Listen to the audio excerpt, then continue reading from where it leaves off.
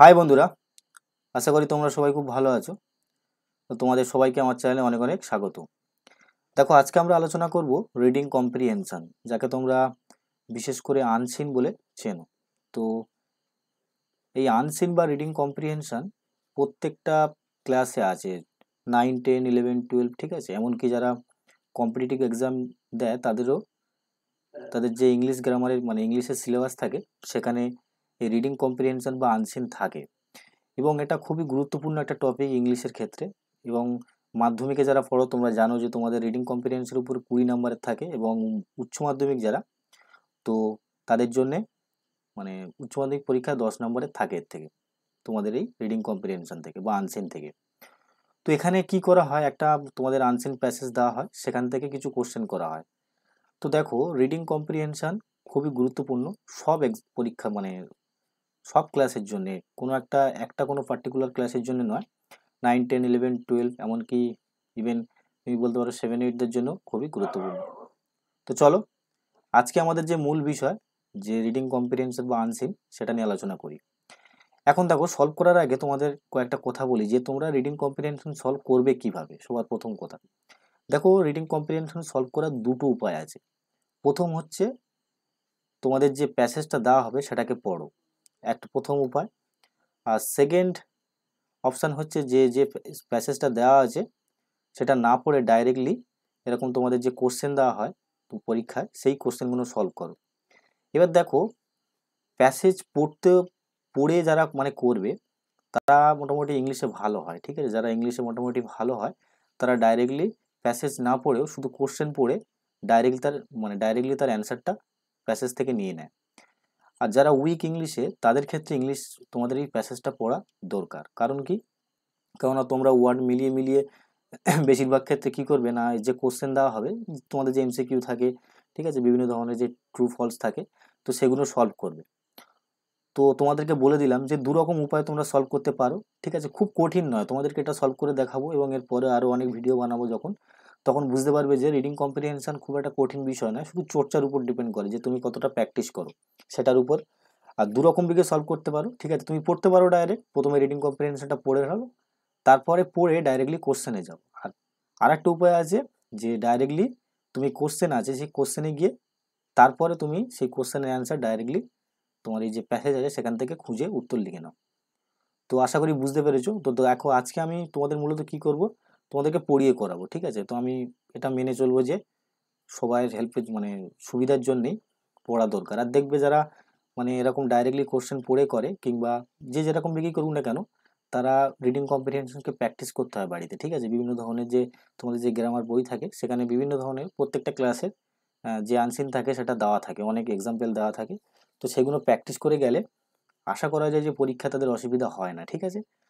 তো এখানে কিন্তু দেখো, সব রকমের প্রশ্ন থাকবে। ক্লাস 12-এর জন্য হেল্প হবে, ঠিক আছে।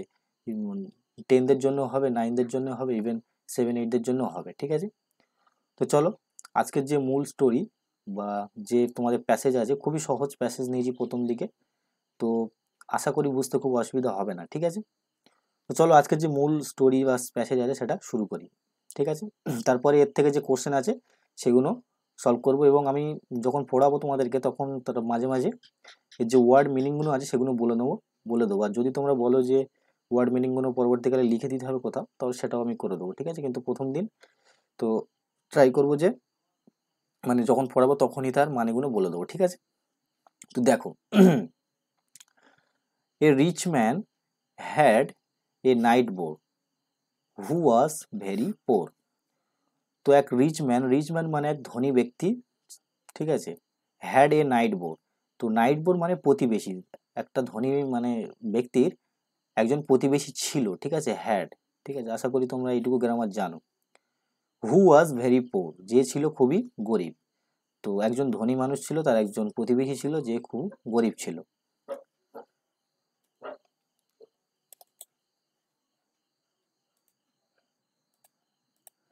তারপরে দেখো, তো a fortune teller once told the rich man that someday his poor neighbour would get all his wealth. তো তো এক ফরচুন টেলার মানে যে ভবিষ্যৎ বক্তা, মানে যে মানুষের ভবিষ্যৎ বলে, ঠিক আছে। তো ফরচুন টেলার, একজন ফরচুন টেলার, ঠিক আছে, ওয়ান্স টোল্ড, তো একদা বলেছিল বা একবার বলেছিল, দ্য রিচ ম্যান, সেই ধনী ব্যক্তিকে কি বলেছিল, দ্যাট কি, বা যে, someday his poor night bore, তো কিছুদিন বাদে তার যে পোর নাইট বোর আছে, তার যে গরিব প্রতিবেশী আছে, would get all his wealth, wealth মানে সম্পদ, ঠিক আছে, টাকা পয়সা, তো সেই যে রিচ ব্যক্তি আছে, ঠিক আছে, সেই রিচ ব্যক্তির সব সম্পত্তি সে, মানে সেই যে গরিব মানুষ আছে বা গরিব ব্যক্তি আছে, সে নিয়ে নেবে, ঠিক আছে, গেট পেয়ে যাবে। কিভাবে পাবে দেখো, on hearing this the rich man was terribly worried, তো এটা শুনে, হেয়ার মানে শোনা, ঠিক আছে, তো অন হেয়ারিং দিস, তো এটা শুনে দ্য রিচ ম্যান, দেখো তোমাদের যদি মাঝে মাঝে গ্রামার আমাকে বলতে হয়, ধরো প্রথম ভিডিও বানাচ্ছি আমি আনসিন প্যাসেজের উপর, তোমাদের রিডিং কম্প্রিহেনশন বা আনসিনের উপর, তো যদি বলো যে এর ভিতরে যে গ্রামার আছে সেটাও বলবো প্রত্যেকটা ওয়ার্ডের মধ্যে, তো সেটাও আমি তোমাদেরকে বলবো, তো তোমরা কমেন্ট বক্সে বলবে যে এই যে গ্রামার আছে সেগুলো তোমরা বুঝতে চাও কিনা, ঠিক আছে, তাহলে আমি সেই আকারে বলে দেবো।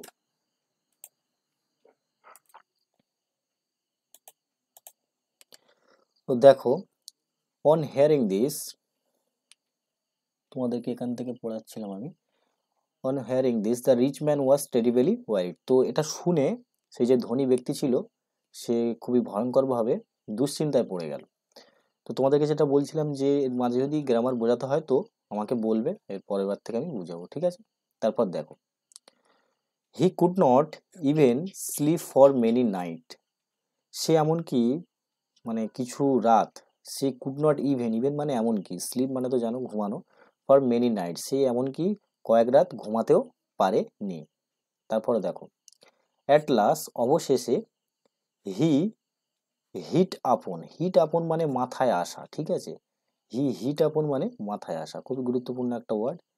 এ প্ল্যান, তো তার মাথায় একটা প্ল্যান এলো, মানে একটা প্ল্যান মানে আশা করি বুঝতে পেরেছো, to save this great wealth, তার যে এই যে ওয়েলথ মানে সম্পত্তি আছে, এই যে এত সম্পত্তি আছে, সেই, এখানে গ্রেট মানে মহান নয়, ঠিক আছে, গ্রেট মানে অনেক বড় সম্পত্তিকে বোঝানো হচ্ছে, মানে অনেক সম্পত্তিকে বোঝানো হচ্ছে। তো অ্যাটলিস্ট তার মাথায় তার কি এলো, তার মাথায় একটা এলো প্ল্যান, যেটা সাহায্যে সে কি করতে পারে, সে তার সেই অনেক সম্পত্তি আছে সেটাকে সে সেভ করতে পারে, রক্ষা করতে পারে, ঠিক আছে। তো তারপরে দেখো, he sold everything and with all his money he bought one large diamond and he sewed up the diamond carefully in his turban, তো পুরো ফুল স্টপ অবধি পড়লাম, তারপর দেখো এক এক করে ওয়ার্ড বোঝাচ্ছি। তো হি সোল্ড, সোল্ড মানে কি বলো তো, সোল্ড মানে তোমার বিক্রি করে দেওয়া, ঠিক আছে, সেল, ACLL, সেল্ড এর থার্ড ফর্ম হচ্ছে তোমার সোল্ড, ঠিক আছে, তো এখানে সেকেন্ড ফর্ম ইউজ করা হয়েছে কারণ পাস্ট ইনডিফিনাইট টেন্সকে ইউজ করা হয়েছে। তো হি সোল্ড, সে বেচে দিল, ঠিক আছে, এভরিথিং মানে সবকিছু, তার কাছে যত সম্পত্তি ছিল সে সবকিছুকে বিক্রি করে দিল, অ্যান্ড উইথ অল হিজ মানি, এবং তার সমস্ত টাকা দিয়ে, মানে সে যত টাকা দিয়ে বেচেছিল সেই সব টাকা দিয়ে, হি বট, তো বট এখানে দেখতে পাচ্ছ এটা হচ্ছে বাইয়ের, মানে সেকেন্ড ফর্ম এখানে ইউজ করা হয়েছে, যদিও এক ফর্ম। তো দেখেন এখানে দুটো ওয়ার্ড, সেল একটা হচ্ছে মানে বিক্রি করা, আর বাই মানে কেনা, ঠিক আছে, তো বাইয়ের এখানে সেকেন্ড ফর্ম ইউজ করা হয়েছে কারণ পাস্ট ইনডিফিনাইট টেন্স। তো হি বট ওয়ান লার্জ ডায়মন্ড, ঠিক আছে, তো সে সেই টাকাগুলো সবকিছু বিক্রি করে দিয়ে সে কি করলো, সেই যে টাকা দিয়ে বিক্রি করেছিল সবকিছু, সেই টাকা দিয়ে সে একটা লার্জ ডায়মন্ড, ডায়মন্ড মানে কি, হিরে, ঠিক আছে, সেই হিরে একটা কিনে নিল, ঠিক আছে, and he sewed up, suede up মানে কি বলতো, সেলাই করে দেওয়া, the diamond carefully in his turban, turban মানে খুবই গুরুত্বপূর্ণ একটা ওয়ার্ড, পাপড়ি, পাগড়ি, পাগড়ি, সরি পাপড়ি বললাম, তো পাগড়ি, টারবান মানে পাগড়ি। তো সে সেই যে ডায়মন্ডটাকে কিনেছিল তার সব কিছু বিক্রি করে দিয়ে সে সেইটাকে একটা টারবানের ভিতরে, মানে একটা পাগড়ির ভিতরে সেলাই করে দিল টারবান, যাতে সেই মানে যে ডায়মন্ডটা আছে সেটা কোনোভাবে হারিয়ে না যায়, ঠিক আছে। তারপরে দেখো, এবং সে টারবানটা সবসময় তার মাথায় থাকতো, তো সে ভাবতো যে সবসময় তার কাছে সম্পত্তি, তার তার যত সম্পত্তি আছে সব তার সঙ্গেই আছে। Now said he, my poor neighbour can never have my money, তো সে এবার বললো যে আমার যে গরিব নাইট বোর আছে, প্রতিবেশী আছে, তার কাছেই কখনোই আমার টাকা থাকবে না, ঠিক আছে, neighbour can never have my money, তো আমার যে টাকা পয়সা আছে তার কাছে থাকবে না, ঠিক আছে, সে সেটাকে সেভ করার দেখো। এবার তাকে তো ভবিষ্যৎবাণী দেওয়া হয়েছিল, তো দেখো তারপরে কি হলো, sometime afterwards the rich man was travelling in a ship, তো কিছুদিন বাদে, ঠিক আছে, দ্য রিচ ম্যান মানে সেই যে ধনী ব্যক্তি ছিল, the rich man was travelling মানে যাত্রা করা, তো যাত্রা করছিল ইন এ শিপ, সে একটা জাহাজে করে যাত্রা করছিল, কোথাও যাচ্ছিল। অ্যান্ড এ স্ট্রং ওয়াইন্ড মানে একটা শক্তিশালী বাতাস, ঠিক আছে, মানে খুবই শক্তিশালী বাতাস, ঝোড়ো বাতাস বলা চলে। বিলো অফ মানে কি বলতো, বিলো অফ মানে তোমার উড়িয়ে নিয়ে যাওয়া, ঠিক আছে।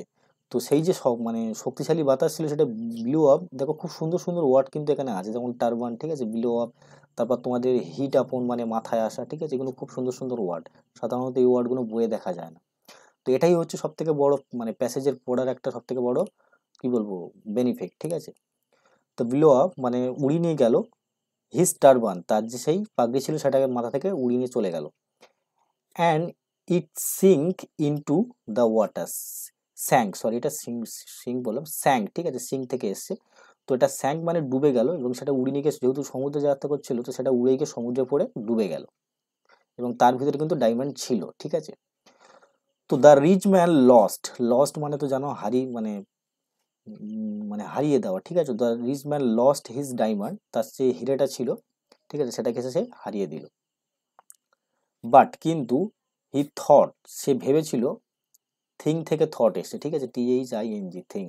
আর এখানে সেকেন্ড ফর্ম ইউজ করা হয়েছে, দেখো তো বেশিরভাগ ক্ষেত্রে পাস্ট ইনডিফিনাইট টেন্স ব্যবহার করা হয়। তোমাদের টেন্স তো জানা খুবই জরুরি, ঠিক আছে, টেন্স না জানলে মানে বুঝতে তো খুবই অসুবিধা হবে। কিন্তু টেন্স না জানলেও কোনো প্রবলেম নেই, তোমাদের সলভ করার ক্ষেত্রে মোটামুটি আইডিয়া থাকা দরকার, কিন্তু তাও ইংলিশ জানার জন্য তোমাকে টেন্স জানা দরকার, ঠিক আছে। তো হি থট, সে ভেবেছিল দ্যাট কি his neighbour could never find ইট। তো তার মানে সে ভেবেছিল কি, যে তার যে নাইট বোর্ড আছে কুড নেভার ফাইন্ড ইট, সে কখনো সেটাকে খুঁজে পাবে না, ফাইন্ড মানে খোঁজা, ঠিক আছে, এখানে ফার্স্ট ফর্ম ইউজ করা হয়েছে কারণ কুড এখানে মোডাল ভার্ব, ঠিক আছে। বাট কিন্তু হি ওয়াজ রং, সে ছিল ভুল। কেন সে ভুল ছিল দেখো, এ ফিউ ডেজ লেটার, কিছুদিন বাদে, ফিউ মানে কিছুদিন বাদে, লেটার্স মানে কিছুদিন বাদে, দ্য পোর ম্যান, সেই পোর ম্যানটা মানে সেই যে গরিব মানুষটা ছিল সে, দ্য পোর ম্যান বট, এখানে আবার দেখো বট বাই এর সেকেন্ড ফর্ম ইউজ করা হয়েছে, বাই মানে কেনা, তো বট এ ফিশ, সে একটা মাছ কিনলো, ঠিক আছে। অ্যান্ড এবং when he cut it open মানে সে যখন সেটাকে কেটে খুললো, ঠিক আছে। হি ফাউন্ড, দেখো ফাইন্ড এর এখানে মানে সেকেন্ড ফর্ম ইউজ করা হয়েছে, ফাউন্ড, তো সে হি ফাউন্ড, সে দেখতে পেলো দ্য ডায়মন্ড, সেই যে ডায়মন্ডটা সে দেখেছিল সেটাকে সে দেখতে পেলো। হুইচ হ্যাড বিন, এখানে আবার পাস্ট পারফেক্ট টেন্সের প্যাসিভ ইউজ করা হয়েছে, which had been swallowed up by the fish, ঠিক আছে, যেটাকে গিলে নেওয়া হয়েছিল কার দ্বারা, না সেই মাছের দ্বারা কি করা হয়েছিল, গিলে নিয়েছিল, যে সমুদ্রে একটা মাছ ছিল, যে মাছটাকে সেই গরিব মানুষটা কিনেছিল সেটাকে সে গিলে নিয়েছিল, মানে ওই ডায়মন্ডটাকে গিলে নিয়েছিল। তো পুরোপুরি আমাদের প্যাসেজ পড়া হয়ে গেল। এবার দেখো বাকি আছে যে কোশ্চেন, সেগুলো এর বিরুদ্ধে যে কোশ্চেনগুলো আছে এবার আস্তে আস্তে সলভ করি, আশা করি দেখবো তোমাদের কোনো অসুবিধা হবে না। দেখো তো প্রথম কোশ্চেন তোমাদের কি বলছে, tick the correct answer from the given alternative. মনে রাখবে এখানে সব রকমের প্রশ্ন আছে, 9, 10, 11, 12 বললাম, তোমাদের প্রত্যেক ক্লাসের জন্য হেল্প হবে। তো আশা করি ধৈর্য সহকারে দেখো। তো দেখেন এখানে অল্টারনেটিভ তোমাদের MCQ টাইপের কোশ্চেন দিয়েছে, ঠিক আছে। তো দেখো এর অ্যান্সার কি হবে। তো কি বলছে এখানে, the rich man hid the diamond in his, তো এখানে হাইড হবে, ঠিক আছে, কোনো হাইড মানে লুকানো, ঠিক আছে।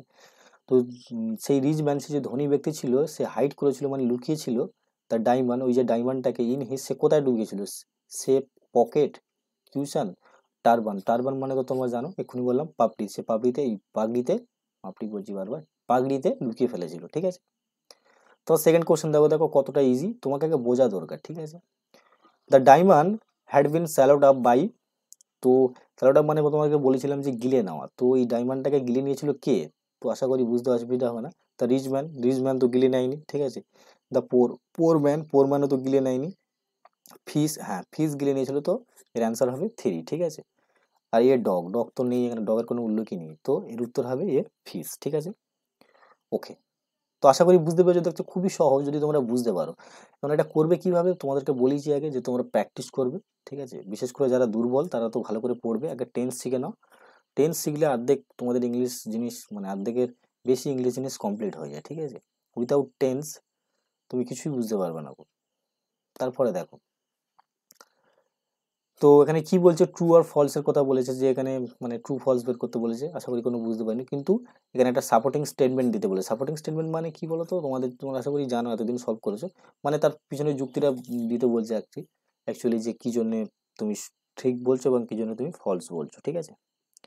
তো দেখো কি সাপোর্টিং স্টেটমেন্ট দাও। প্রথম দেখো, a fortune teller told the rich man that he would get all his neighbour's wealth. এখানে দেখো কথাটাকে ঘুরিয়ে দেওয়া হয়েছে। এখানে কি বলেছে দেখো, দ্য ফরচুন টেলার মানে যে ভবিষ্যৎ বক্তা ছিল বা যে ভবিষ্যৎ বলেছিল, টোল মানে বলেছিল, টেলের সেকেন্ড ফর্ম।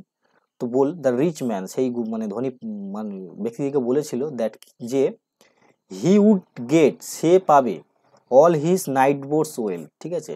সে কি মানে সব মানে তার যে নাইট বোর্ড আছে, নাইট বোর্ড মানে প্রতিবেশী আছে, সে মানে সে সব সম্পত্তি পাবে। সে মানে এখানে কে, নাই মানে রিচ ম্যান। কিন্তু তোমাদেরকে যে প্যাসেজ পড়ালাম সেখানে বলা হয়েছে যে গরিব মানুষটা ওই বড়লোকের মানে সম্পত্তি সব নিয়ে নেবে। তো এখানে এটা কি মনে করে, অনেকে এটাকে ঠিক দিয়ে দেবে, কিন্তু কোশ্চেনটাকে জাস্ট ঘুরিয়ে দিয়েছে, ঠিক আছে। তো দ্য ফরচুন দেখো, fortune teller told the rich man that he would get all his neighbour soul. মানে বলার চেষ্টা করছে যে ফরচুন টেলার যে ভবিষ্যৎবক্তা বলেছিল যে তাই সেই যে ধনী ব্যক্তিটা সে তার প্রতিবেশী সব সম্পত্তি পাবে, কিন্তু তোমাদের প্যাসেজে বলা আছে যে রিচ ম্যানের যে ধনী ব্যক্তি আছে তার সম্পত্তি একজন গরিব মানুষ পাবে, তার যে নাইট বোর্ড আছে। তো এটা হয়ে যাবে ফলস।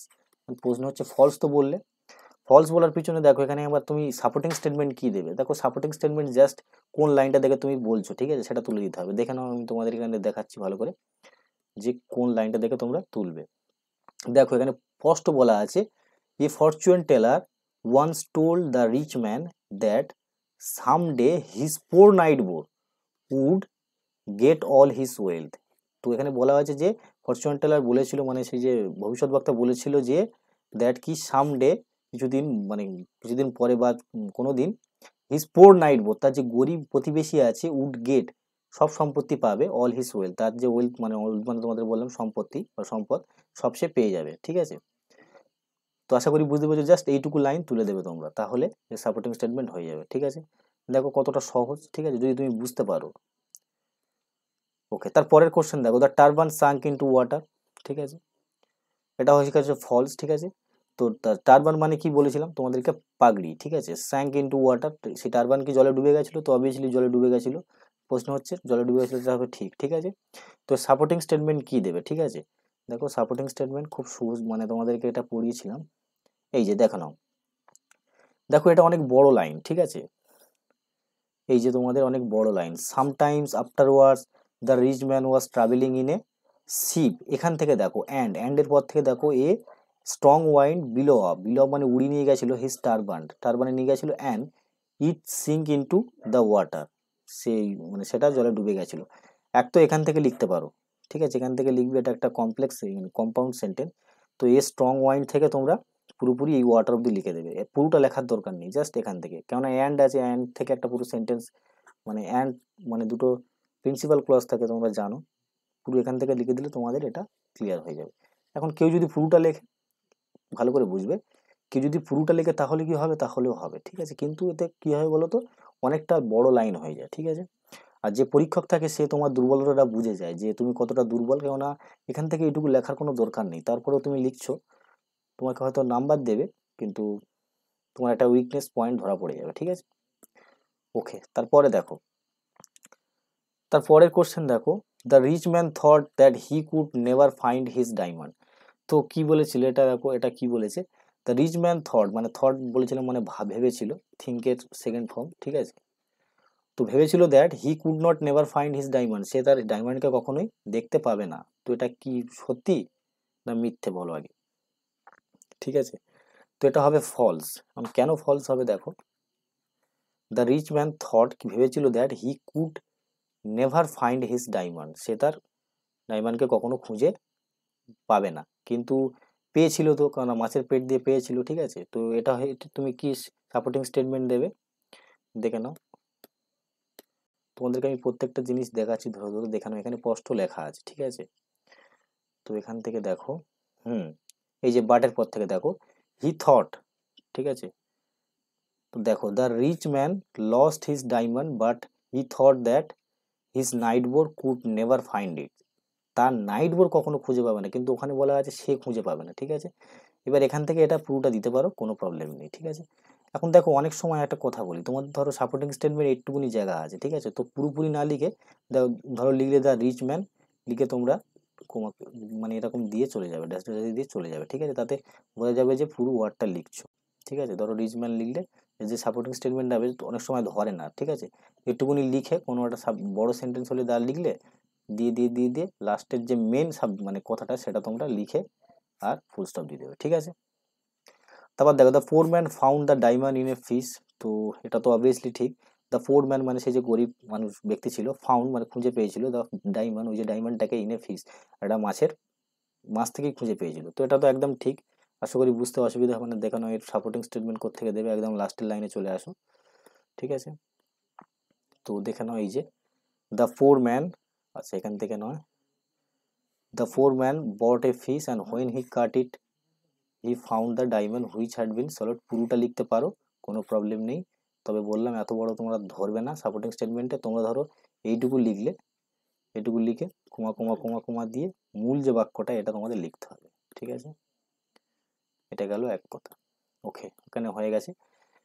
এইবার দেখো তোমাদের সব রকম মানে এবার দেখো তোমাদের যে এসএকিউ টাইপের কোশ্চেন, যে দু রকমের মানে 2 নম্বরের কোশ্চেন আছে সেটা আছে। দেখো এই কোশ্চেন সব থেকে বড় মানে স্টুডেন্টদের ক্ষেত্রে প্রবলেম হয়ে যায়, ঠিক আছে, সলভ করতে পারে না। কারণ কি দেখো, কারণ একটাই, যে তুমি প্রশ্ন বুঝতে পারো না, ঠিক আছে। প্রশ্ন সলভ করবে কি, তুমি প্রশ্নটা বুঝতে পারো না, ঠিক আছে। এর জন্য তোমার বোঝার ক্ষমতা দরকার 1 নম্বর। যারা ভালো স্টুডেন্ট তাদের তো কোনো অসুবিধা হবে না, তারা খুব সহজেই বুঝে ফেলবে।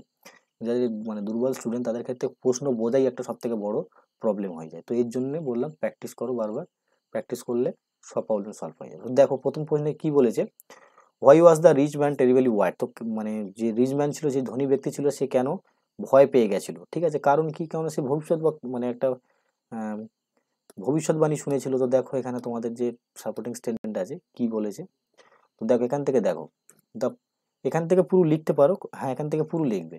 এ ফরচুন টেলার, ঠিক আছে, ওয়ান্স টোল্ড হিম, এই অব্দি লিখলে। দেখো অন হেয়ারিং দ্যাট, এটা শুনে this rich man was terribly worried, তো সেই যে ধনী ব্যক্তি ছিল এটা শুনে কি হয়ে গেছিল, অনেক ভয় পেয়ে গেছিল। তো পুরো এইখান থেকে তোমাদের এর ফরচুনের টেলার থেকে এই অবধি হবে এর অ্যান্সার, ঠিক আছে, এটা পুরোটাই হবে এর অ্যান্সার, ঠিক আছে। কিচ্ছু করতে হবে না, জাস্ট এইটুকু লাইন তুলে দেবে, তোমার কাছে বুঝতে হবে যে তুমি তোমার কোন লাইনটা ওখানে আছে, তোমার জাস্ট তুলে দিতে হবে, ঠিক আছে। খুবই সহজ বিষয়, তাও অনেকের নাম্বার পায় না এর থেকে। তারপরে দেখো what did the fortune teller tell the rich man, তো কি বলেছিল ফরচুন টেলার।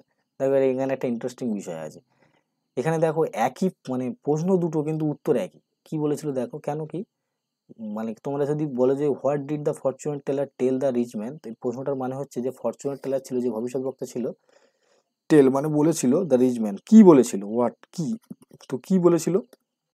দেখো এখানে এর অ্যান্সার কি হবে, তো অবাক করা বিষয়, তোমরা এখানে একটু ভালো করে লক্ষ্য করো, এর অ্যান্সার কিন্তু এইটুকু হবে, এ ফরচুনেট টেলার, এ দেখো once told the rich man, এখান থেকে স্পষ্ট দেওয়া আছে যে some day his poor neighbour would get all his wealth, এই অবধি হবে, ঠিক আছে। এইটুকু অংশ বাদ যাবে, অথচ দেখো মানে তোমাদের প্রথম কোশ্চেনের অ্যান্সার এইখান থেকে শুরু হয়ে এই অবধি ছিল, কিন্তু তোমাদের দ্বিতীয় কোশ্চেনের অ্যান্সার এখান থেকে শুরু হয় এই অবধি আছে। দেখো এখানে আমি প্রশ্নগুলো নিয়েছি এই কারণে, কারণ এখানে প্রচুর কনফিউজ হয়ে যায় স্টুডেন্টরা ভাববে যে একই প্রশ্নের মানে দুটো প্রশ্নের অ্যান্সার কি করে একই হতে পারে, কিন্তু তোমাকে পরীক্ষক দেখতে চায়, ঠিক আছে। এই জন্যই বলে মানে যে আনসেন প্যাসেজ আছে সেটা তোমার বোঝার উপর ডিপেন্ড করে, তুমি কতটা বোঝো, তুমি যদি ঠিকঠাক করে বোঝো তাহলে তুমি ঠিক অ্যান্সার দেবে। কিন্তু এখানে স্টুডেন্টরা কনফিউজ হয়ে যেতে পারে যে একই লাইন কি করে দুটো প্রশ্নের একই উত্তর হতে পারে, ঠিক আছে, কিন্তু একই উত্তর হয়, এরকম অনেকবারই হয়, তোমরা যারা সলভ করেছো, ঠিক আছে, যে দুটো প্রশ্ন আলাদা আলাদা কিন্তু উত্তর কম বেশি একই, ঠিক আছে, ওকে। তারপরে দেখো how did the diamond get lost, তো কি করে হারিয়ে গেছিল, এর থেকে সহজ অ্যান্সার আর কি হবে, ঠিক আছে। হাউ মানে কিভাবে, did the diamond get lost, ঠিক আছে, তো কি করে সেই ডায়মন্ডটা হারিয়ে গিয়েছিল। তো শিপে যাচ্ছিল মানে জাহাজে করে যাচ্ছিল, ট্রাভেলিং করছিল, হাওয়ায় উড়িয়ে নিয়ে গেছে, এইটুকু লাইন তোমাদের তুলে দিলেই হয়ে যাবে, দেখে নাও এইখান থেকে, এই যে স্পষ্ট এখান থেকে তুলে দাও,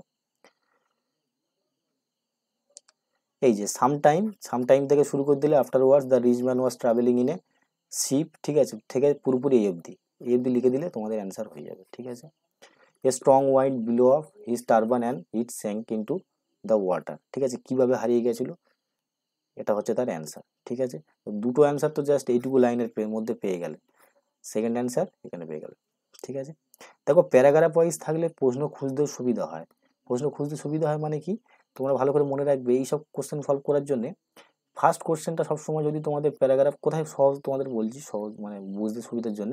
ধরো তোমাদের 4টে প্যারাগ্রাফ আছে, প্যারাগ্রাফ মানে বোঝো, তো এখানে 4টে কোশ্চেন আছে, তো প্রথম বেশিরভাগ চান্স থাকে যে প্রথম কোশ্চেনটা ফার্স্ট প্যারাগ্রাফে থাকবে, সেকেন্ড কোশ্চেনটা সেকেন্ড প্যারাগ্রাফে, থার্ড কোশ্চেনটা থার্ড প্যারাগ্রাফ এবং ফোর্থ কোশ্চেনটা মানে 4 নম্বর প্যারাগ্রাফে থাকবে, এরকমটা হয়।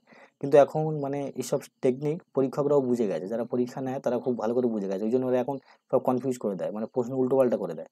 ঠিক আছে, যে তোমাদের ধরো 3 নম্বর প্রশ্নের অ্যান্সার তুমি ফার্স্ট প্যারাগ্রাফে পাবে, অথচ মানে প্রথম প্রশ্নের যে অ্যান্সার আছে তাকে তুমি লাস্ট প্রশ্নে পেয়ে যাবে, মানে লাস্ট প্যারাগ্রাফে পেয়ে যাবে। এটা তোমাদের 2019 সালের উচ্চ মাধ্যমিক পরীক্ষায় খুব হয়েছিল কোশ্চেনে। ঠিক আছে, যে আনসিন প্যাসেজ ছিল সেখানে এরকমটা হয়েছিল। তো দেখো, how did the poor man get the diamond, তো কিভাবে সে পোর ম্যান মানে ডায়মন্ডটাকে পেয়েছিল, গেট মানে পাওয়া, তো কিভাবে পেয়েছিল, জাস্ট কোনটুকু মানে কতটুকু লিখবে, দেখো এইখান থেকে লিখবে। ঠিক আছে, যে দেখো এ ফিউ ডে লেটার, ঠিক আছে, এ ফিউ ডেজ লেটার কিছুদিন বাদে the poor man bought a fish কিনেছিল, and when he cut it open he found the diamond which had been, পুরোপুরিটা লিখে দেবে। ঠিক আছে, পুরোপুরি লিখলে কোনো অসুবিধা নেই, এটুকু লিখলেই তোমাদের অ্যান্সার হয়ে যাবে, কোনো প্রবলেম নেই। ঠিক আছে, কিন্তু অতটা লেখার তোমাদের প্যারাগ্রাফে থাকে না, বলেছিলাম তোমাদেরকে যে এইটুকু লিখে জাস্ট মানে মেন বিষয় এটুকু লিখে তারপরে ড্যাশ ড্যাশ ড্যাশ ড্যাশ দিয়ে মূল বিষয়টা তোমরা লিখে দেবে। ঠিক আছে, তাহলে অ্যান্সার পেয়ে যাবে। তো আশা করি বুঝতে পেরেছো, যদি এখানে কোনো কিছু বুঝতে অসুবিধা হয় তাহলে অবশ্যই বলবে, আর যদি তোমাদের বললাম যে এর ভিতরে যদি গ্রামারও বোঝাতে হয় তো আমি নো প্রবলেম, এর পরের বার থেকে বোঝাবো, কিন্তু তোমাদের আগে সাপোর্ট চাই। ঠিক আছে, তারপরে বুঝাবো। তো আশা করি ভালো লাগে, যদি চ্যানেল নতুন হয়ে থাকে তাহলে অবশ্যই সাবস্ক্রাইব করো এবং পাশে থাকা বেল আইকনটা প্রেস করে দিয়ে নোটিফিকেশন বেল আইকনটা প্রেস করে দিয়ে সাবস্ক্রাইব করে দিও। ওকে, তো আজকে এই অবধি, পরে আবার অন্য কোনো আনসিন প্যাসেজ নিয়ে তোমাদের ভিডিও বানাবো। ওকে।